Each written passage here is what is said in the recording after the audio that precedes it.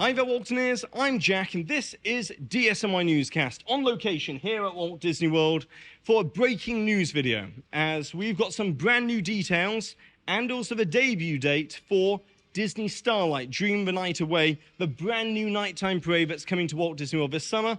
I'm not going to bury the lead any further. It will debut on Sunday, July 20th, 2025. Now, we've got more than this date. We've also got some brand new concept art, some new footage of the actual parade itself, a first listen, and then I also want to talk about Villains and Fairly Ever After at Hollywood Studios and The Little Mermaid, a musical adventure as well.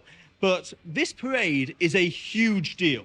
It's going to debut on July 20th, and the reason why it's a huge deal is this is the first time since 1991 that Walt Disney World's had a brand new nighttime parade like this. The last time they had a brand new nighttime parade, if you believe it or not, was October 1st, 1991 with SpectroMagic, if you remember that. That ran through till 1999, and then it went away for a couple of years, and then it had a second run from 2001 to 2010 before it glowed away forever, and we had Main Street Electrical Parade at Walt Disney World. Now, in terms of the parade sequence, it will begin with the Blue Fairy leading the parade at the very beginning from Pinocchio, and that's obviously a little tribute to Main Street Electrical Parade there. Then it will have Peter Pan and Wendy on their float, and then it will have Asha from Disney Wish will have a float as well, and then it will be Encanto with the whole Madrigal family, with Mirabel, Isabella, and Bruno on that float. And then it's going to be Elsa representing Frozen, and then it's going to be what they call the Disney Royals float, where it's going to have 4 Disney royal couples. Those couples are going to be Aurora and Prince Philip, Tiana and Prince Naveen, Belle and the Beast, and Cinderella and Prince Charming. Then we're going to have the Coco float, so a bit of Pixar representation here as well. And that will be Miguel, Dante, and Pepita on that float. And then there's going to be an amazing Moana float within this parade as well. Then we come to the breaking news portion of this, as we've got brand new concept art for the finale of Starlight. And as you can see here on the screen right now, the finale float will pay tribute to the original Main Street Electrical Parade. So at the very front of the train, you can see it looks a little Casey Jr.-esque in the design of the front of the float there. But then it's going to have Goofy, Pluto, Donald Duck and Daisy, and then Snow White and Dopey will be in a minecar. It will have Rapunzel in a lantern rowboat as part of this finale float. And then also Aladdin and Jasmine on the flying carpet will appear in the finale float, before then obviously finishing off the parade with Mickey and Minnie in what looks to be an illuminated chariot leading their way in the finale of Starlight. So that's the final piece of the puzzle, the final piece of concept art for Starlight. And then the other thing is that we got a first look at Mickey and Minnie and Goofy in their illuminated outfits. Now, this was part of the Walt Disney World Cool Kids Summer media preview event that just took place over the last 2 days. That's the reason why I'm here right now on location filming this video instead of in my studio like usual. And we got a brand new look at the actual costumes that Mickey, Minnie, and Goofy will be wearing in this parade. We've also got brand new footage that's been revealed for the parade floats up close, so you can see that this isn't going to be using like neon LEDs like Paint the Night over at Disneyland, but instead this is going to be using LEDs but in fairy light style LED lights. So it's very reminiscent of Main Street Electrical Parade and also SpectroMagic in many ways as well. And even the logo itself, I'll put it on the screen right now, it has that SpectroMagic vibe to it. And so they're really paying tribute to previous nighttime parades and nighttime spectaculars. And I even believe that the intro to this parade might even use something very similar to the Wishes intro, where it's, you know, Starlight, Star Bright, first star I see tonight from Pinocchio. Obviously, it's a very well-known nursery rhyme about Starlight there. But if they use that, it's kind of paying tribute to Wishes as well within the parade. It's already been featured in a Facebook advert for this parade. And so I would say, more than likely, we might hear that at the beginning of this parade as well. And then also thanks to Disney Live Entertainment over on Instagram, we've got this additional sneak peek at the behind-the-scenes construction of the parade floats. And as we can see here, it looks like this is the Encanto parade float. As we can see, the central show set piece as part of that parade float is the candle from Encanto. And then we can also see what looks to be the Moana parade float here, as it's Grammatala's spiritual manta ray show set piece that will be part of that parade float as well. And then obviously music's going to be a huge part of Disney Starlight. And as the creative show directors did mention at the event, that the soundtrack for Starlight is going to be pulling from all sorts of Disney animated classics and not just limited to the ones which are going to be featured within the parade in terms of characters. And then in terms of the theme, we didn't get a full preview of a theme. We only just got a very small snippet of a theme, but from what we heard, it did sound like that grand orchestral score that was very reminiscent in a way to SpectroMagic. So I've got high hopes for the Starlight theme as well. And so personally, I'm very excited to see this parade. I've been talking about a new nighttime parade coming to Walt Disney World for many years here on the channel. Since 2018, I did videos on this when rumors started to begin to circulate. To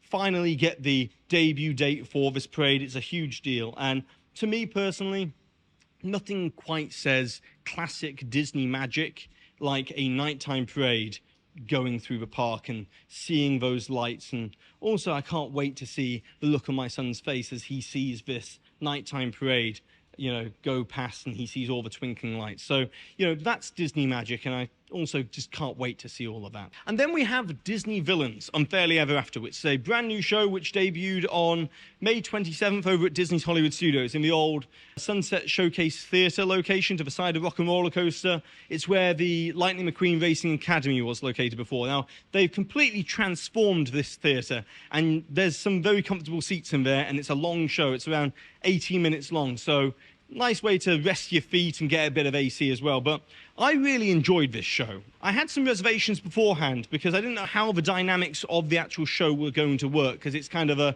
audience participation to the show. But I can tell you right now that the videos that you saw already, probably on YouTube, on TikTok, on Instagram, from the early cast member previews, they don't do it justice. I'm not just saying that for the sake of it. Really, this is a show that has an energy to it, which you need to be there for. And the other thing about videos is most videos aren't filmed at ultra wide, so you don't see the whole theater. You only see what the camera wants you to see. And you can't hear the audience, you can't feel the energy of the performers. It's a full 180-degree wraparound kind of stage that you've got there, and it really does envelop you and immerse you into the actual set theming for the art direction behind Disney Villains. And they even have like cannons popping out of the stage and smoke bubbles and lighting effects for the Cruella segment, and just the digital graphic design behind the show. It's fantastic set dressing for the actual screens and the way it's all being used. Now, I've heard some complaints being that, oh, there's only 3 performers for this show. And I think you've got to remember what this is replacing. This is replacing a talking car, a talking animatronic car in Lightning McQueen, which was fun to look at for a couple of minutes, but when you look at a talking car for 15 minutes, does it carry the show in the same way that live performers do? You've got to ask yourself that question. And I can tell you, after seeing the show, I much prefer Disney Villains, this show. I think, you know, it's going to have a lot of life and longevity to this show in many ways. And I know people are talking about, oh, there could have been backing dance and stuff like that, but the show format doesn't really lend itself to that kind of show with just a medley of villain songs and stuff like that. It's trying to be the villains making their case to the magic mirror for the reason why they're the most unfairly treated of them all. And so, you know, having each individual performer on stage really works. All 3 performers did a great job. The Cruella performance was very much like the 2021 Cruella live action. I really liked the way that was done there, and it had a lot of that kind of vibe to the show. Then Hook, I thought Hook was a standout in this show, Captain Hook here, and he reminded me a lot of Hook from Jake and the Neverland Pirates. Yes, I'm showing my Disney dad here. I watch a lot of Disney Junior content at the moment. So, yeah, Jake and the Neverland Pirates, it was a different take on Captain Hook. And the Maleficent segment with the art direction, it really does give you a taste of what Villains Land is going to bring to the Magic Kingdom over there. So I can't wait for everyone to see this show. But one thing I will say is, over time, I would like to see it refreshed and have different villains come into the show as well. You know, they have Hades and Jafar on the screens there, and maybe you could have Mother Gothel or Gaston and, like, you know, rotate them out, freshen up the show in a couple of years' time with different villains.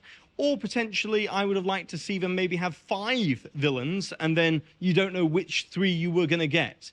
But they're just very small critiques of the show. The show overall, I think that it's a fantastic job, and go check it out. Then we got The Little Mermaid, a musical adventure at Hollywood Studios, and it had a 75-minute wait time today on the opening day for this show.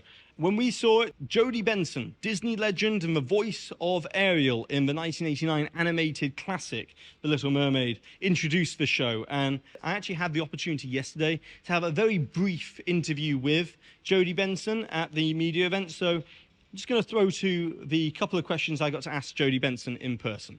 Howard Ashman's obviously 75th birthday would have been last week, and just wondering, how do you think Howard would have reacted to seeing his work live on in this way in the Disney parks so many years later and be reimagined for new generations? Yeah, I think Howard would love that. I think Howard would love this show, this new show, The Musical Adventure, because it's fun and it holds on to the true story.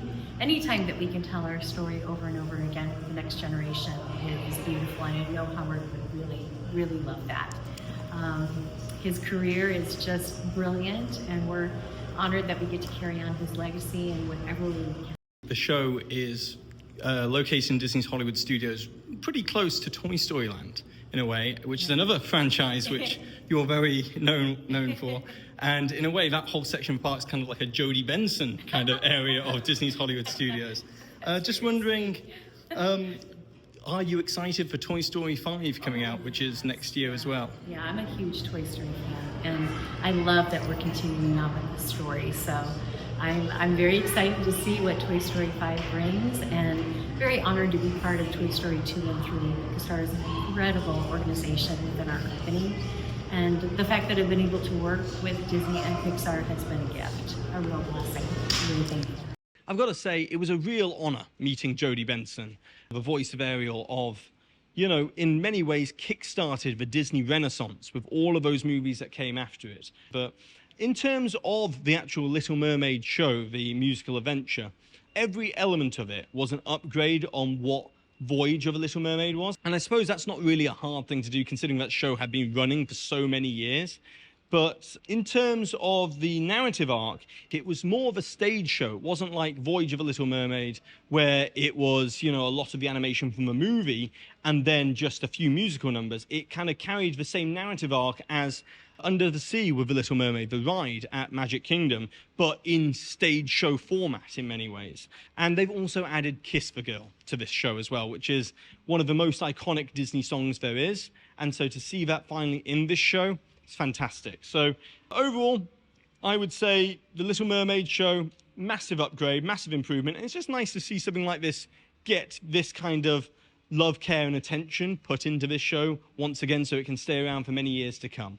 And so therefore, that's everything today for this video in terms of new entertainment at Walt Disney World. We've got Starlight coming on July 20th, and then we've got Villains Unfairly Ever After and The Little Mermaid at Hollywood Studios as well. But now, it's over to you, Waltoneers. I would like to know, what are your thoughts and opinions on everything that I've mentioned today about Starlight and also Villains and The Little Mermaid? What are your opinions on those?